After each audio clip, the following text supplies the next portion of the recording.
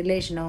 So, అక్కడ ఆయన involve అయ్యారు అంటేనే ఇందాక గౌతమ్ గారు చెప్పినట్టు వాళ్ళు జగన్మోహన్ రెడ్డి గారికి, భారతీ రెడ్డి గారి గొంతుకులు, చెవులు అన్ని ముక్కులు, నాలుకలు అన్నీ వాళ్ళే. వాళ్ళేం చెప్పాలనుకుంటున్నారో ఆళ్ళ ప్రతినిధులైన వీళ్ళని పంపించి వాళ్ళ వాళ్ళ ద్వారా వాళ్ళు కావాలనుకున్న పనులు చేయించుకుంటున్నారు.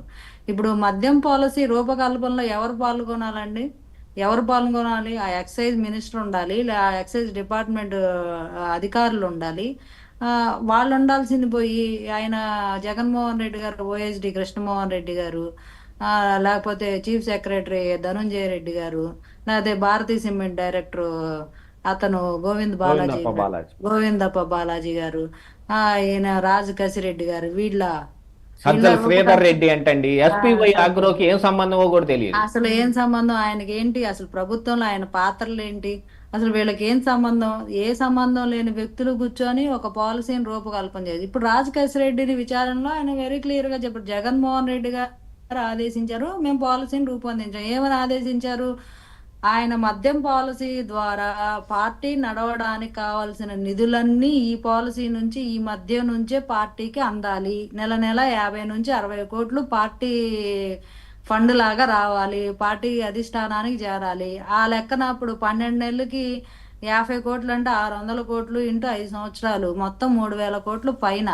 అంటే 3000 కోట్ల ప్రజాధనాన్ని ఇది తెలిసి ఇది పైన వాళ్ళు ఆయన విచారణలో పైన రఫ్ గా చెప్పిన అంకె. మరి ఇంకా డెప్త్ గా వెళ్తే 10 కోట్లు, 50 కోట్లు కాస్త 100 కోట్లు అవ్వచ్చు, 100 కాస్త 150 కోట్లు అవ్వచ్చు, చెప్పలేము అది. ఎందుకంటే మద్యం అమ్మినప్పుడు కూడా వాళ్ళేమి డిజిటల్లో వాళ్ళేమి అమ్మలేదు. మద్యం కూడా అంతా క్యాషే తీసుకున్నారు.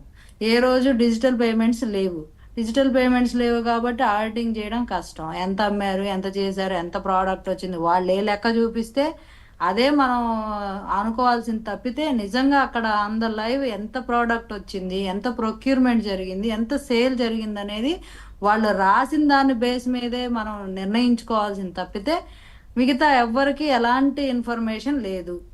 ఎలాంటి అధికారులను కూడా ఇన్వాల్వ్ అవ్వనీయలేదు. మొత్తం వీళ్ళ చేతుల్లోనే మిథున్ రెడ్డి గారు, రాజు కసిరెడ్డి గారు, ఆ, ఈ సోకాళ్ళు కృష్ణమోహన్ రెడ్డి, ధనుంజయ రెడ్డి, శ్రీధర్ రెడ్డి, ఈ రెడ్లందరూ కలిసి వీళ్ళ చేతుల్లోనే ఉంది. డిస్టిలరీస్ దగ్గర నుంచి కానీ మెటీరియల్ ఎంత అమ్మారు, ఎంత తెస్తున్నారు, ఎక్కడ